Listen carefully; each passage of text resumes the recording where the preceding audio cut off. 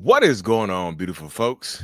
Lee Hammock, your favorite narcissist, favorite diagnosed narcissist here, with another episode of the Narcissist Code, y'all.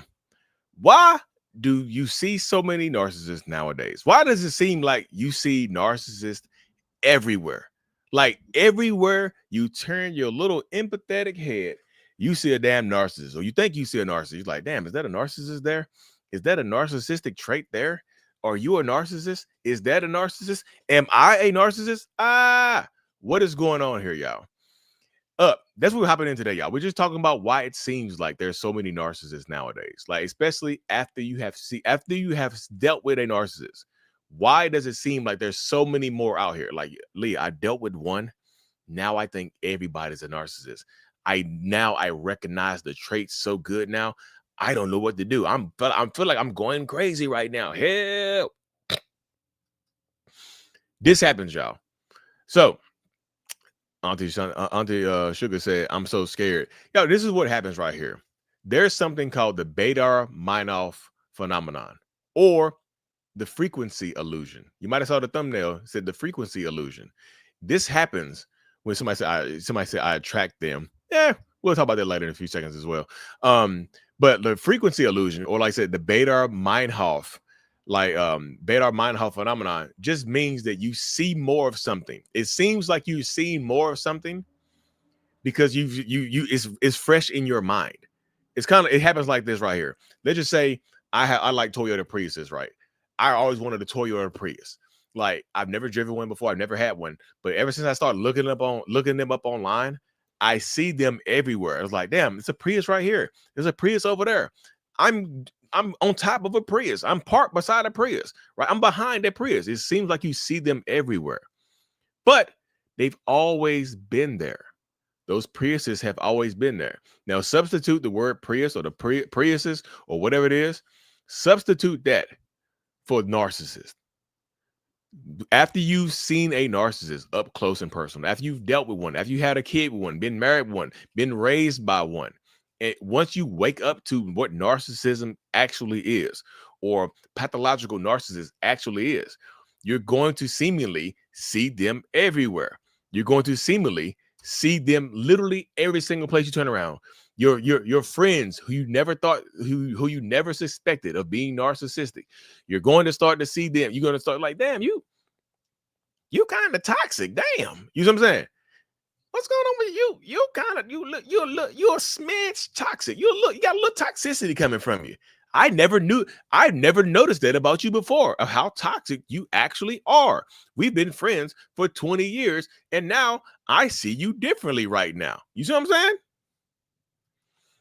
That's literally the mentality that so many people are going to go up against. The frequency illusion is an absolute real thing. You're not seeing more of it. You're just realizing it now. You're just recognizing it. It's kind of like the blinders have been taken off and you're hyper vigilant. You're hyper focused on it now because you've been traumatized by it. You've been traumatized by this person, by your parent, by your ex. So yeah, just like Auntie Sugar said, it can be so damn scary. It can, because now because now you've been in a toxic relationship. You survived this toxic relationship, or you might still be going through it right now. Now you think now you're afraid. You're like, damn, everybody's a narcissist now. Damn, there's no freedom here. There's nothing I can do. Like, everybody around me is a narcissist. I'm gonna stay my happy ass in the house. My empathetic ass is gonna stay in the house right now, because now I see it's just like I'm seeing everything around me and everybody look and feel toxic. What can I do? You know what I mean? And that can make you feel like that literally can make you feel like you're going crazy, y'all. Let's keep it. Y'all know I like to keep it hot and ready, like a Little Caesar pizza over here. That can make you feel like you're going crazy and losing your mind when you're dealing with somebody like this, where you're trying to survive, you're trying to thrive, you're trying to find some type of way, some way, shape, or form to move forward, because now you feel stuck. You absolutely feel stuck. Lady of Lust says, right, you're more aware of it now. So now red flags won't get past you. Yeah, so red flags won't get past you, because now it's like they're raining from the sky. They won't get past you now. It's just like, man, is it raining? Is it really raining red flags? I see them everywhere. Has it always been like this? It's kind of like, matter of fact, it's kind of like y'all ever seen the movie The Matrix, right? I know most people have seen the movie The Matrix. If you haven't seen The Matrix, stop the live right now. Go watch The Matrix just so you can come back and get this analogy I'm going to drop. Did you leave? Okay. Now that everybody has left that hasn't seen The Matrix, literally, Neo, like when what you call it? What's the dude's name? When Morpheus sat down with Neo, he said, "Take the red pill or the blue pill. You take the blue pill, you go back to sleep. You won't remember this. It'll seem like a bad dream. You take the red pill, your ass gonna wake up and you're gonna see everything for what it is. You're gonna see the real world. I'm gonna show you how deep the rabbit hole goes. I'm gonna show your ass exactly how deep this rabbit hole goes. Red or blue." Neo said, red. Neo said he took the red flag, stuffed that shit down his throat. Now he woke up in the Matrix and he saw everything for what it is. He started seeing the real world. He started seeing everybody like everybody fake. Damn. He woke up in the Matrix. And once you wake up in the Matrix, once you wake up to narcissism, you cannot go back to sleep to it. You can absolutely not go back to sleep. Once you wake up to what's actually going on in the real world, you cannot go to sleep to it. You cannot go back to sleep. You can try to go back to sleep, but go back and watch the movie The Matrix again. The one person who tried to go back to sleep, he ended up turning on everybody and getting his ass cooked. He ended up getting killed. I think his name was Cypher or something like that. He ended up dying, right? Because he wanted to go back to sleep. He got tired of seeing the narcissist everywhere. He got tired of seeing the real world. He's like, man, I'm tired. Damn. You know what I mean? You know what I'm saying? I'm tired. So it's just like, once he started knowing it, you can't go back to sleep. You're damn near cooked, right? Once you know, you absolutely know. The red pill, I'm going to show you just how deep the rabbit hole goes. I'm going to show you, right? And this was going on. It's raining men. Instead of raining men, it's raining red flags. Yeah. And that ends up happening. What's going on, Joey? That ends up happening to so many people, y'all. That's why I'm saying, like, you're seeing more of it. It's not that you're seeing more of it. It's the fact that you're awake to it now. You've been awakened to it now. You're woke, right? So now that the fact that you're woke, it's very difficult or damn near impossible to go back to sleep. You can't unsee it, and not being able to unsee it can be a very frustrating dynamic, y'all. It can be extremely frustrating because now you can't unsee what is going on. Even though sometimes you want to go back to sleep. I wish I never saw them for who they are. Too bad. Now you woke up to it. Now you can't go back to sleep. You absolutely cannot do that. And that doesn't work. That doesn't help you. You can try. Again, you can try to go back to sleep, but that doesn't work at all. So once you wake up to it, it's just like use the hypervigilance, use the awareness to help you. You know what I mean? Use the awareness in the situation to help you. And sometimes you can use the awareness to not only help you, but to help other people as well. Because it's important, because like once you wake up to it, once you're able to talk about it, once you're able to have this different level of discernment and growth, it can help propel yourself to the next level of helping people, assisting people, and just helping and assisting yourself. Because that hypervigilance doesn't go away. It can, right? But once you start dating again or getting back out there in the dating market or the dating pool or whatever the case may be, the red flag, you're going to see the red flags, but now you can act on them.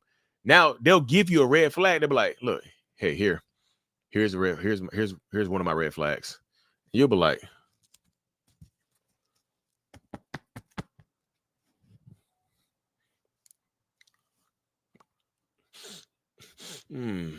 hell no. You see what I'm saying?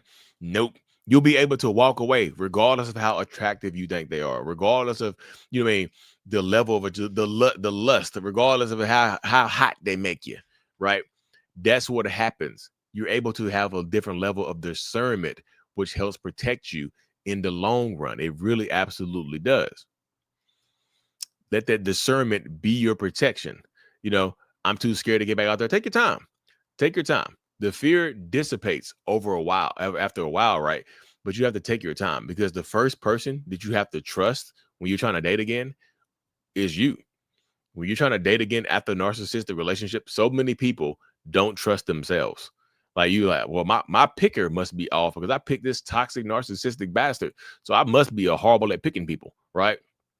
So I hear a lot of people say that. So the first person that you have to trust out there is you. You have to be able to trust yourself to have that level of discernment, to use that hypervigilance, to use what you've been through in order to help protect you and keep you from going it again, to keep you from going through it again. You know what I mean? That's what helps protect you. That's what helps guide you. That's what helps going on. I keep getting commercials. Do you? Has it broken up? I haven't seen anything break up. Well, they don't come. I'm not even on YouTube. I'm on like this site called StreamYard. Your hypervigilance goes through the roof for everyone. Yeah, absolutely. Look, you might start seeing red flags that are not even there. But that doesn't have to be a bad thing. Seeing red flags doesn't have to be in other people, doesn't have to be a bad thing, because you have to use your level of discernment. Like, okay, I see this flag right here. I see this person. Is this bad? You see what I'm saying? Is this a real red flag, or is this my hypervigilance? Trust yourself. If you think it's a red flag, dip. What's going on, Scott Jackson? Dip. The narcissistic experience fixed my picker. I fully trust myself. There you go. Humility before honors. There you go. It can help you out. It doesn't have to be it doesn't always have to be a negative thing. It can be a positive at the end of the day that helps benefit you greatly. You know what I mean? This can be one of those positive things that helps you move forward. It helps protect your peace and help protect yourself. Today is 4 years since my experience, and I found your videos. Power up. They took off the song I used to use, Sky, that get you Vito the singer song, Get You With Me. It's time to boss up. Fix your credit, girl. Get it. They took it off TikTok. I haven't been able to use it. Hi, Lee. Oh, I was like, wait, who's Lee? I just left my narcissistic parent after 8 years of extreme abuse. I'm at the lowest, sickest point of my life. It's healing season. It's healing season right now. At the lowest point of your life means that you only have to go. The only way you have to go is up. I know I know it sounds like it's just a motivational speech. That ain't how it goes, though. It's a truth. It's a truth speech. The only way you can go is up. Go ahead and go. My boy Lee cut them locks. Yeah, they gone. They gone. Here's a spin. Y'all see the back.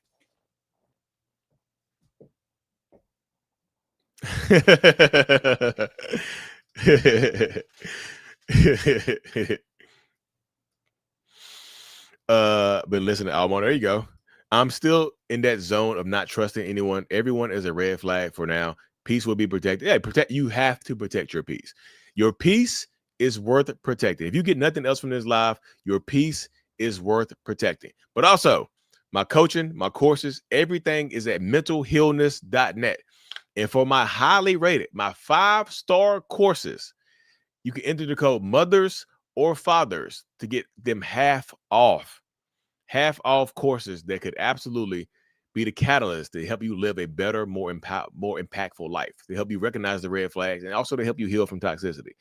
mentalhealness.net. Check them out.